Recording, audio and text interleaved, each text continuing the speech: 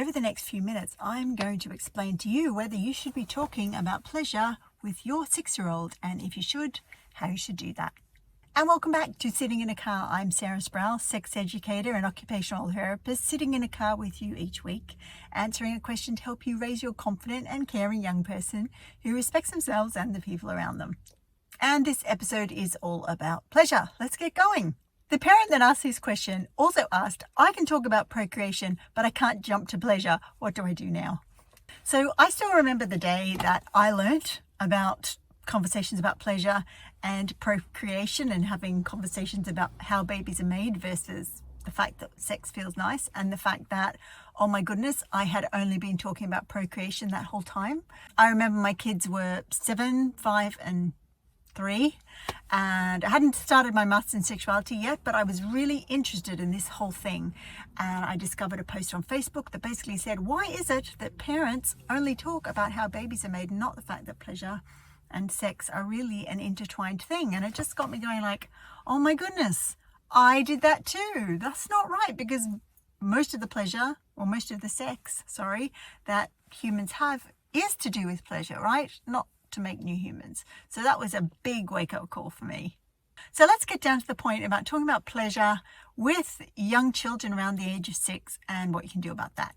So point 1 is about whether we should be talking about pleasure with children as young as 6.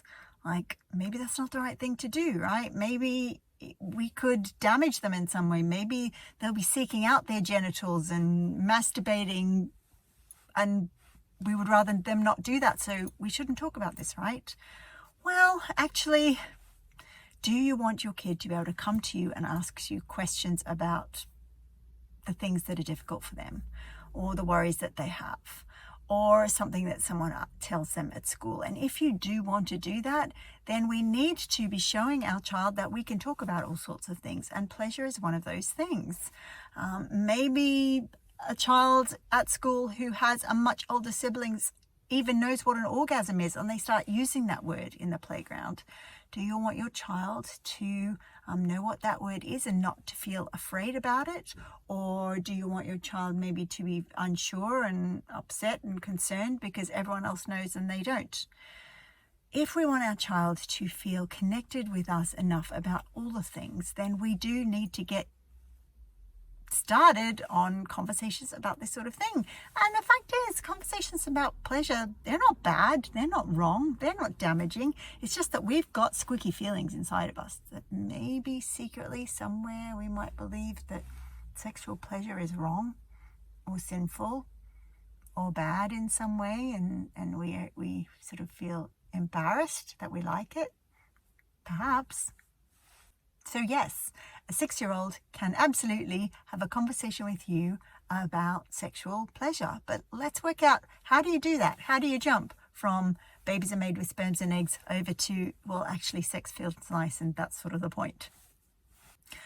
Point number 2, you can start talking about just general body pleasure when your kids are really young. In fact, maybe you're doing this already. If you have a Sunday afternoon where you need to choose a family activity, could it be possible to take it in turns of the child deciding what to do?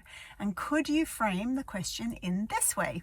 What would make your body feel happy and joyful today? Swimming or going for a walk in the park? And when you frame it in that way, we start to realize that there are some things that our bodies really like to do, and there are some things that are a little bit like meh, right? And young children, you wouldn't give them the host of like 6 or 7 options, because I don't know about you, but if I have all those options, I get decision paralysis. But if you give them 2 options that it feels like the family could do that, you have the wherewithal to do it, you have the time, you have the resources, then you give them a chance to start focusing in on, what would my body actually like to do? So we start to talk about pleasure, not in the context of sex at all first, but just in the context of, there are some things we like to do that make our body feel good, and there are some things that, not so much. Not only that, when you give your kid the choice, they experience what it feels like to choose. They understand what it feels like to decide what they want. Walking, what would that feel like? Is it raining? Swimming? It's pretty noisy and wet, but it feels good. What would I like? And that's good. to give our kids a choice and to let them feel what that's like to take control of that part of their life is a really positive experience for them, even when they're small. Point 3, you can use my super favorite sentence starter strategy, which is I learned something new today.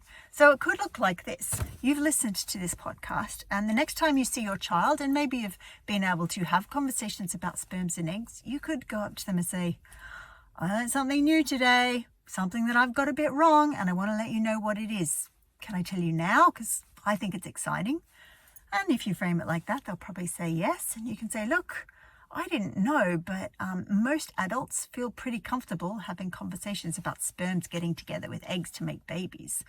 And I was comfortable doing that, but I didn't realize I was forgetting one massive part of this whole thing about sex.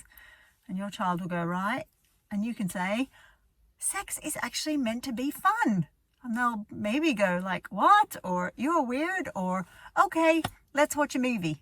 Right? Because again, children that young don't tend to have the same overlay of shame and fear and worry about things to do with sex like we do. So use I learned something new today. Add in the fact that most adults don't realize that this conversation is important, and have that conversation. And then give your kids the opportunity to practice what it feels like working out what their body likes to do.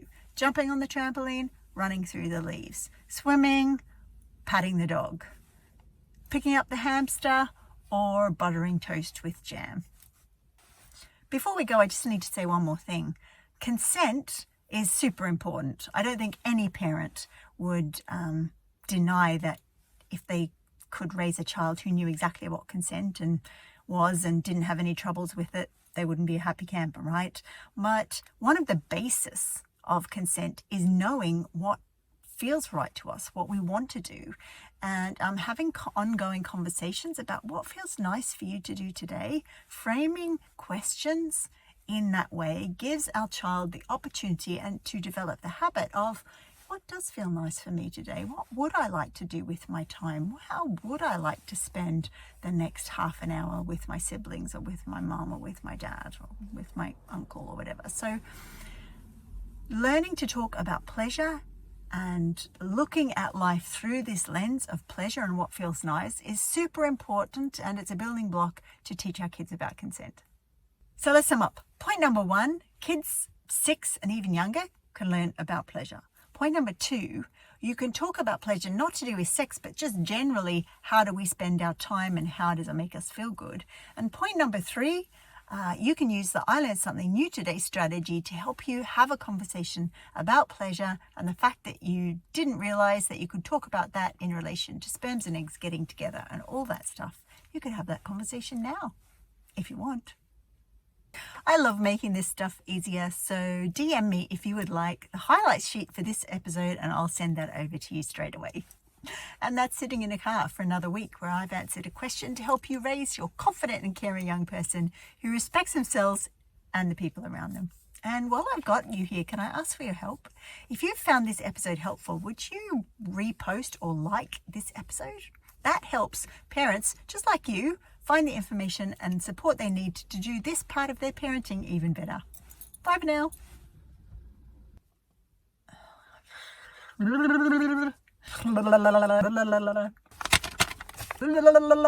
Here I am sitting in a car.